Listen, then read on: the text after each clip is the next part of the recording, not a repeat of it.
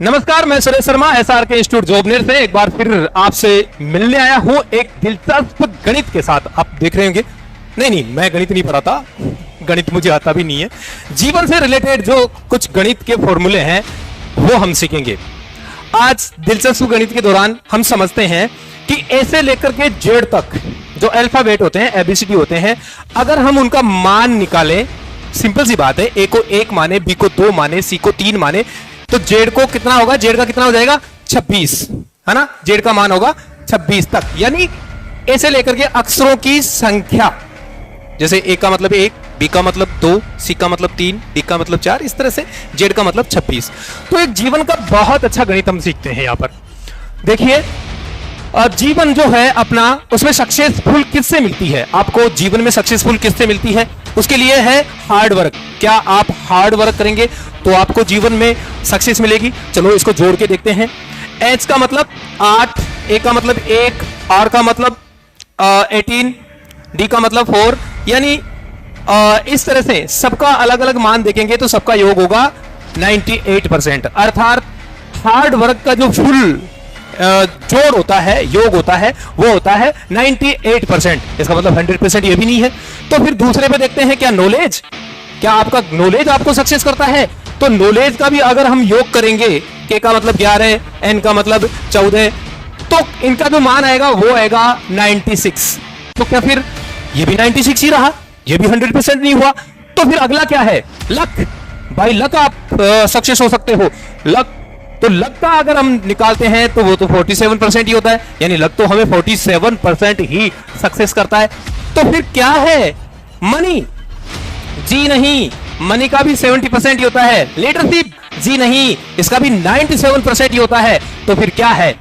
वो है attitude. Attitude का मतलब होता है रवैया। आपका रवैया क्या है? किसी चीज के प्रति आप सोच क्या रखते हैं, किसी चीज के लिए आपका दृष्टिकोण क्या होता है, वही उसका, क्योंकि उसका मान जो है वो 100% निकलता है।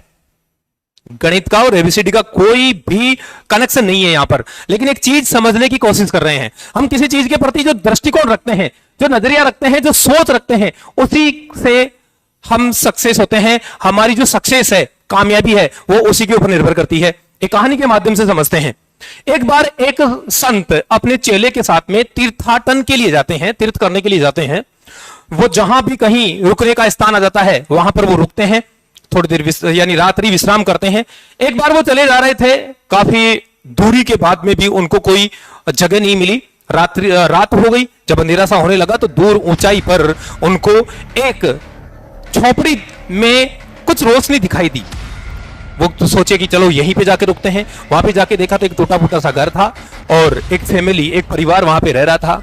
और बाबा जी ने जाकर के, संत ने, उसके चेले ने जाके कहा कि हम यहाँ पर रात्रि विश्राम करना चाहते हैं, हम तीर्थाटन के लिए निकले हुए हैं। उन्होंने कहा ये तो हमारा अहोभाग्य है, हम आपके लिए जो भी भोजन पानी की, जल पान की जो भी व्यवस्था होगी वो व्यवस्था हम आपके लिए करेंगे। अतिथि देवो भव, भारतीय संस्कृति है।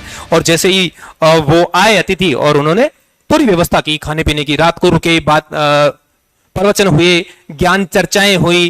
तो बाबा जी ने पूछा कि आप यहाँ जंगल में रहते हैं और इस तरह से क्यों रहते हैं, इतनी दयनीय स्थिति क्यों है? उसने कहा कि बाबा जी, मेरे पास में 20 बीघा खेत है, लेकिन वो उपजाऊ नहीं है, उसमें झाड़ झंकाड़ उगे हुए हैं, उसमें वो धरती है वो पथरीली धरती है, और वो जंगल है, पहाड़ है, मतलब कुछ पथरीला है, उबड़ खाबड़ है, तो इसलिए उसमें पैदा नहीं हो पाती है। एक हमारे पास में भैंस है, वो भैंस का दूध निकाल करके उसको बेच करके हम हमारा गुजारा चलाते हैं। बातें होती रही, रात हो गई जब, तो सो गए। सोने के बाद में बाबा जी के मन में कुछ ख्याल आए, विचार आए। सुबह जल्दी उठ गए, अपने चेले को उठाया, जगाया कि उठो चलते हैं। इतने परिवार वाले तब सो ही रहे थे, तब बाबा जी और उसके चेले उठे, बाहर निकले अपने सामान सट्टे को लेकर के। तो बाबा जी ने अपने चेले से कहा कि ये जो भैंस है इसको खोल ले। चेले ने कहा, बाबा जी क्या बात कर रहे हैं, हम भैंस चुराएंगे? कि हाँ हाँ, तू जो मैं कह रहा हूं वो काम कर। गुरु का आदेश था। चेले ने उस भैंस को खोल ली और दोनों चलते रहे। चेला सोच रहा था, बेचारे ने रात भर हमें यहाँ पे रखा, रात भर अपनी अच्छी सेवा की, खाने के लिए कुछ दिया, और ये बाबा जी हैं इसकी भैंस चुरा के ले जा रहे हैं, जो इसके जीवन यापन का, गुजारा करने का एक जरिया है। वो चले गए लेकर के उसको। बाबा जी ने एक जंगल के अंदर जाकर के, दूर जंगल के जाकर के कहीं भैंस को छोड़ दे चला। बोले आप इसको यहाँ पे क्यों छोड़ रहे हैं बेचारे की। चेलों को कुछ समझ में नहीं आई, बाबा जी भी कुछ बोले नहीं और समय बीतता गया। बहुत समय के बाद में 2-4 साल बाद में वो बाबा जी फिर से वापस आए, उसी स्थान से गुजरे तो चेले को कहा कि चलो वहीं चल करके विश्राम करेंगे। वो वहां पर गए तो देखा 4-5 साल में, 3-4-5 साल में सब कुछ बदल गया था, सारा कुछ बदल गया था। टूटी फूटा जो घर था वो एक आलीशान भवन में बदल चुका था, जिसमें सारी सुख सुविधाएं थी। सभी सुख सुविधाओं से पूर्ण वो घर था। बहुत अच्छा, सामने गाड़ी खड़ी थी, मानो जैसे जो भी थी वो सब था। वहां जाकर रुके, चेले ने भी देखा यार ये कैसे चमत्कार हो गया। बाबा जी को भी देख करके कि अरे आइए गुरुदेव आइए। वो जो घर का मालिक था खूब आओ भगत की कि आइए गुरुजी आइए आइए, खूब आओ भगत की रात को बातचीत हुई कि ये चमत्कार कैसे हुआ। कि बाबा जी आप जिस रात यहाँ पे रुके थे, सुबह आप बिना बताए चले गए और उसी रात हमारी भैंस भी चोरी हो गई थी, तो हमारे पास में जीवन यापन का कोई जरिया नहीं रहा।